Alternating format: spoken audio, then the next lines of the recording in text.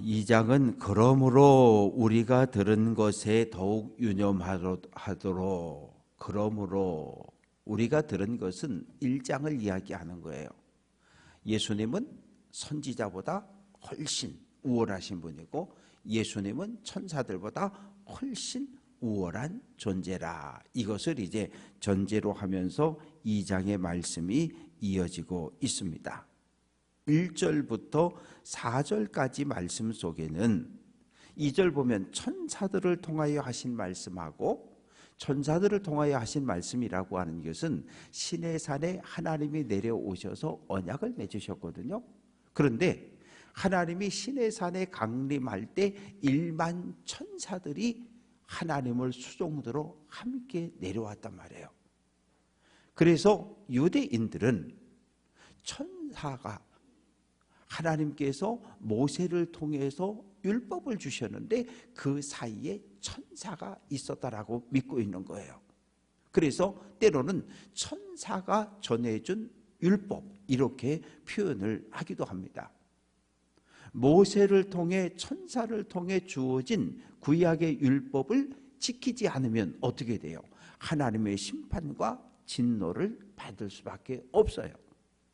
그래서 신명기 27장 28장에 보면 하나님의 말씀에 순종하는 사람이 받는 복에 대해서 쭉 이야기를 하고 또 하나님의 말씀에 불순종할 때 받는 저주와 심판에 대해서 쭉 이야기를 하잖아요.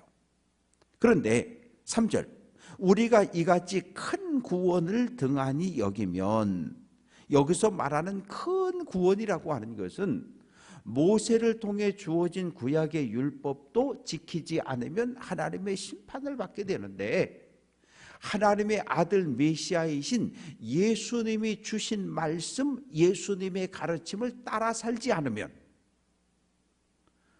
심판을 피할 방법이 없다는 거예요.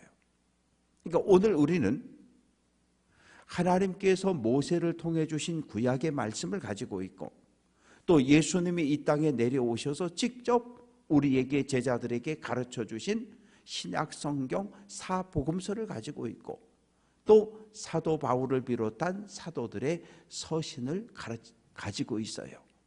그래서 우리는 구약의 말씀과 신약의 말씀을 우리 신앙의 두 기둥으로 붙잡고 믿음의 길을 걸어가는데, 구약의 말씀과 신약의 말씀이 충돌하는 것이 아니라 예수님의 가르침은 구약의 율법의 가르침을 뛰어넘는 말씀이에요. 지난 주일날 설교를 통해서 말씀드렸지만 구약 시대에는 동해복수법 맞은 만큼 뺨때기 한 대 맞았으면 나도 뺨때기 한 대 때리면 되고 내 이 치아가 2개 나갔으면 나도 때려서 치아를 2개 뽑으면 되고, 그러나 예수님은 그렇게 말씀하지 않으셔요.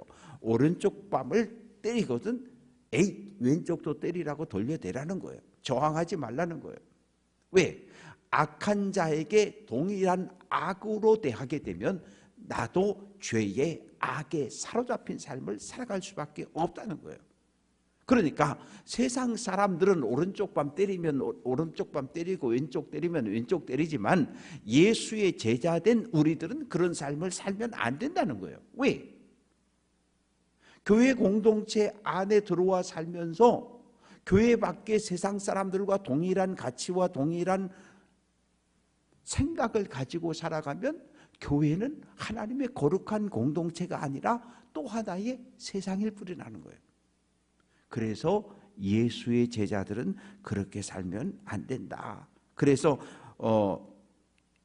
이 3절 끝부분에 보면 처음에 주로 말씀하신 바요 들은 자들이 우리에게 확증한 바다. 예수님의 가르침을 제자들이, 사도들이, 성도들이 들었고 받았고 그리고 그것이 오늘까지 우리들에게 전해져 왔다고 이야기합니다.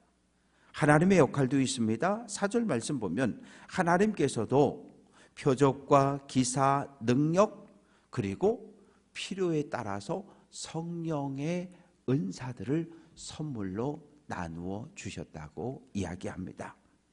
이제 5절부터 10절까지의 말씀 속에는 그러면 도대체 예수님, 이 땅에 오신 예수님은 어떤 삶을 사셨는가 고난당했다는 거예요. 그 이야기를 5절부터 하고 있는데,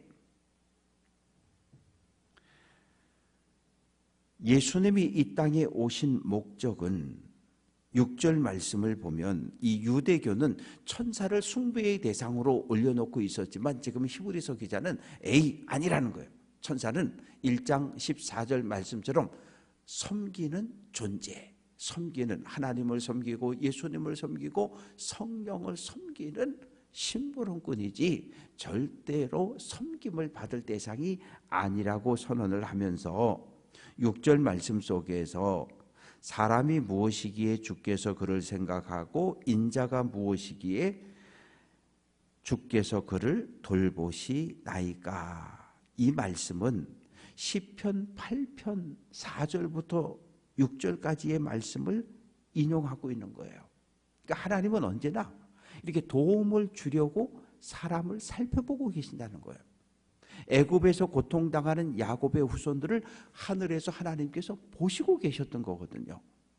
그러니까 하나님은 겉모습뿐만 아니라 우리의 속모습과 탄식하는 마음까지도 살펴보시는 분이시고, 또한 하나님은 인자 예수님을 돕기 위해 이 땅에 역사하시는 분이셔요. 그런데 이것이 깨진 사건이 있잖아요. 십자가예요.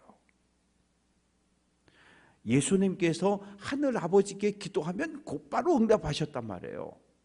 나사로야 나와라, 달리다 쿰, 청년아 일어나라. 예수님이 기도하면 그 즉시 하나님의 능력이 나타나는데, 예수님 십자가에 달리셨을 때 엘리 엘리 라마 사박다니, 나의 하나님 나의 하나님 어찌하여 나를 버리셨습니까? 울부짖는 그 기도에 하나님 침묵하셨어요. 그리고 어둠으로 다 골고다 언덕을 덮어 버리셨습니다. 그래서 7절 말씀 보면 잠시 동안 천사보다 못하게 하셨다. 왜냐하면 천사는 하나님의 심부름꾼으로서 하나님의 명령을 받고 이 땅에 와서 세례 요한의 아버지 어머니도 만나고 마리아도 만나고 이 하는 일들이 있잖아요. 그런데 예수님을 잠시 천사보다 못하게 하셨다는 얘기는 사람의 몸을 입고 이 땅에 오셨다는 거예요. 그것도 다윗처럼 건장한 왕의 모습으로 이 땅에 오신 것이 아니라 아무런 힘이 없는 어린 아기의 모습으로 이 땅에 오셨고, 그리고 이 땅에 오셔서 뭐 하셨어요? 십자가에 죽임당하셨어요. 그 후에 부활, 승천, 하나님 보좌 우편에 앉아 계심으로써 만물을 통치하는 주권자가 되신 거예요. 그런데 8절 중간에 8절 끝부분에 보면 만물이 그에게 복종을 해야 되는데, 그것이 하나님이 정한 법칙인데, 지금 우리가 만물이 아직 그에게 복종하고 있는 것을 보지 못하고, 마지막 날에는 만물이 주님의 권세에 복종하는 것이 맞지만, 지금 하나님의 나라는 예수님이 이 땅에 오심으로 시작되었지만 하나님의 나라는 완성되진 않았다는 거예요. 언제 완성되는 거예요? 예수님 다시 오시는 날 완성되는 거예요. 그러니까 오늘 이 땅에 우리들의 모습 속에는, 아니 하나님이 살아계시면 어떻게 이런 일이 있어요? 아니 저 사람들은 도대체 뭐야? 하나님을 무서워하지 않는 저 사람들은 뭐야? 주님의 권위에, 하나님의 권세에 복종하지 않는 사람들이 오늘 이 시대 우리들 눈에 보여지고 있다는 거예요. 그렇지만 9절 말씀을 보면 7절 말씀을 반복하는데 왜 잠시 천사보다 못하게 하셨느냐? 그 이유는 죽음의 고난, 십자가를 통해서 다시 부활함을 통해서 승천함을 통해서 모든 사람을 위하여 죽음을 맛보게 하십니다. 그러니까 저희의 죄와 우리 모두의 죄를 대신 지고 예수님이 십자가에 죽으셨다는 거예요. 그래서 10절 말씀 보면 예수님을 뭐라고 표현하고 있느냐 하면 만물이 예수를 위하고 또한 예수로 말미암아 많은 아들들을 이끌어 이 많은 아들들을 이끌어 영광으로 들어가는데 천국으로 들어가는데 이 많은 아들들 속에 우리가 포함이 되어져 있는 거예요. 그 앞에 서신 분은 누구예요? 창시자가 되시는 구원의 선두주자가 되시는 예수님, 부활의 첫 열매가 되시는 예수님이 앞에 서서 수많은 오고 오는 믿음의 사람들을 끌고 간다는 거예요. 어디로? 하나님의 나라로, 천국으로. 그래서 11절 말씀 보면 거룩하게 하시는 이 예수님, 거룩하게 함을 입은 사람들 누구예요? 오늘 우리들이죠. 우리들이 한 근원에서 났다. 하나님의 형상을 가지고 하나님을 향한 동일한 믿음을 가지고 우리가 있기 때문에 예수님이 우리를 종이라 부르지 않고 친구라 형제로 부른다고 이야기를 합니다. 이제 이어지는 11절부터 쭉 18절까지 말씀 속에는 그러면 예수님의 이 땅에 오셔서 하신 예수님의 사역이 도대체 사역의 내용이 무엇인가에 대해서 이야기를 하고 있는데 12절 말씀 속에서 내가 주의 이름을 내 형제들에게 선포하고 내가 주를 교회 중에 찬송하리라. 이 12절 말씀은 시편 22편 22절을 그대로 인용한 거예요. 한때는 십자가에 못 박힘을 당하고 죽으셨지만 무덤에 장사되었지만 하나님의 능력으로 다시 부활을 경험하게 되고 그리고 하늘 위에 높이 계셔서 하나님을 찬양하고 또한 이 땅에 구원받은 예수님을 믿는 믿음 위에 세워진 모든 교회들을 향해서 하나님을 찬양하라고 말합니다. 또 13절 말씀은 내가 그를 의지하리라 볼지어다 나와 및 하나님께서 내게 주신 자녀라. 이 말씀은 이사야 8장 7절을 인용한 거예요. 이사야 8장 7절에서는 이사야가 하나님을 의지하는데 하나님을 의지한다는 의미로 사용이 되어졌습니다. 그런데 오늘 말씀 속에서는 이사야 구약의 이사야 선지자가 하나님을 굳게 믿고 의지한 것처럼 오늘 이 땅의 모든 구원받은 성도들이 예수님을 구원자로 고백하고 예수님을 꼭 붙잡고 믿음의 길을 걸어가고 있음을 이야기를 합니다. 그래서 하나님께서 내게 주신 자녀 누구예요? 우리들이에요. 믿음으로 예수를 구원자로 영접한 우리들이 자녀가 됩니다. 그런데 예수님과 우리의 자녀들의 공통점이 나오는데 14절 자녀들, 우리들 구원받은 성도들은 혈과 육체를 가지고 있다는 거예요. 그런데 예수님도 성육신 하늘 보좌 버리고 이 땅에 오셨는데 사람의 몸을 똑같이 갖고 오셨다는 거예요. 사람의 공통점은 무엇입니까? 죽음을 두려워한다는 거예요. 초대교회에도 고대 사람들도 죽음을 다 두려워했어요. 죽음을 기쁨으로 받아들일 수 있는 사람은 많지 않아요. 우리는 내일을 사는 사람이 아니라 오늘을 사는 사람들이에요. 지난밤 우리가 잠을 자면서 죽음을 경험하고 이 새벽에 깨어 일어나면서 부활을 경험한 거예요. 그래서 우리는 부활의 날을 살아가는 거예요. 그러다가 오늘 밤 잠들 때 다시 죽음을 경험하고 내일 새벽에 다시 깨어 일어나면서 부활을 경험하는, 그래서 매일매일 우리의 삶이 죽음과 부활을 경험하는 삶을 살아가는 거예요. 내일 없어요. 우리 머릿속에만 있는 시간입니다. 그래서 15절 말씀 보면 이 죽음의 권세를 누가 쥐고 있어요? 마귀가 쥐고 있는 거예요. 그래서 15절 말씀 보면 죽기를 무서워함으로 한평생 마귀에게 사로잡혀 사는 사람들이 있는 거예요. 마귀의 종이 되어서.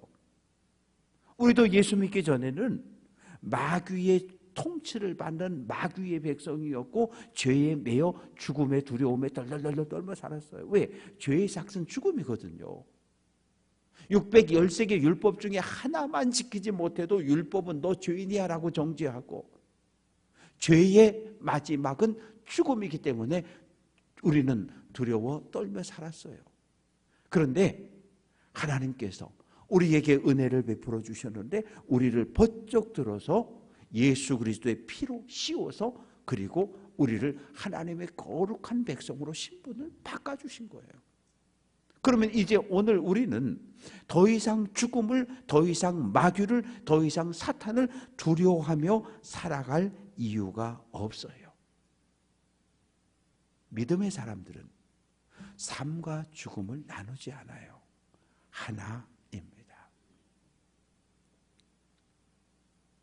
16절, 예수님께서 이 땅에 오신 이유는 천사들을 붙들어 주려 함이 아니라 아브라함의 자손들, 아브라함의 믿음을 계승한 구원받은 우리들을 붙잡아 주기 위해서 이 땅에 오셨다고 이야기를 합니다. 그러면서 17절에서 예수님은 자비하고 신실한 대제사장이 되어 백성의 죄를 속량하셨다. 대제사장이라고 하는 이 신분은 백성 전체를 대표하는 사람이에요. 제가 담임 목사이니까 뭘 일을 하면 제가 대표자가 되는 거예요. 춘천제일감리교회 대표자는 이용호 목사예요. 그렇게 써 있어요. 세무서에서 그렇게 해서 발행을 해줬어요. 그걸 들고 가면 다 일이 처리가 되는 거예요. 왜? 내가 대표자니까. 예수님은 바로 그런 분이셔요. 예수님은 대제사장이 되셔서 이스라엘 민족 전체 오고 오는 믿음의 후손들, 아브라함과 다윗의 믿음을, 예수와 바울의 믿음을 계승한 모든 사람들을 대표하는 분이 예수님이라는 거예요. 예수님이 하신 일은 우리를 죄에서 구원하시는 일이셨어요. 그래서 18절 말씀 보면 그가 시험을 받아 고난을 당하셨은즉 시험 받은 자들을 능히 도우실 수 있다. 예수님이 이 땅에 오셔서 영광 꽃길을 걸어가신 거 아니잖아요.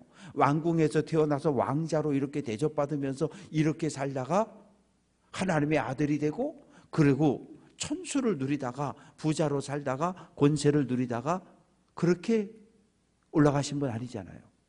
이 땅에 오시는 그 순간부터 고난이 함께 있어요.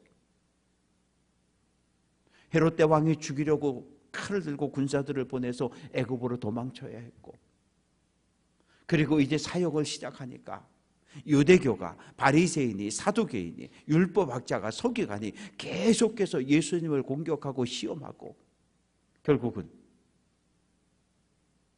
대제사장이 의장으로 있는 사내들인 법정은 예수에게 사형을 선고하고, 총독 빌라도는 십자가형을 선언하고, 그 예수님의 채찍에 맞고 십자가에 죽으셨다고요.